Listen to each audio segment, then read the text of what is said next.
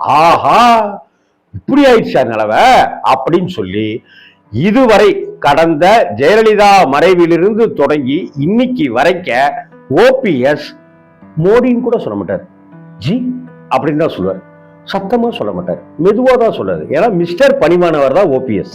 அந்த ஓபிஎஸ் அவர்கள் ஒன்றிய அரசை கண்டித்து, பாஜக அரசை கண்டித்து, மோடிஜி தலைமையிலான அரசை கண்டித்து, அமித்ஷாஜி அரசியலான அந்த ஆட்சியை கண்டித்து, நீங்கள் தமிழகத்திற்கு கல்விக்கு தர வேண்டிய அந்த நிதித்தொகை 2500 சில்லறை கோடி ரூபாயை உடனே வழங்கும்படி கேட்டுக்கொள்கிறேன் அப்படின்னு சொன்னார்.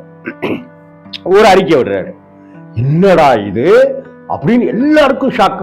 நான் அப்படியே ஷாக் ஆயிட்டேன் அப்படின்னு வடிவேலு சொல்லுவார்ல, மொத்த தமிழ்நாட்டு பயப்பிள்ளைகளா அப்படித்தான் இருந்தோம் நாங்கெல்லாம். ஷாக் ஆயிட்டோம்.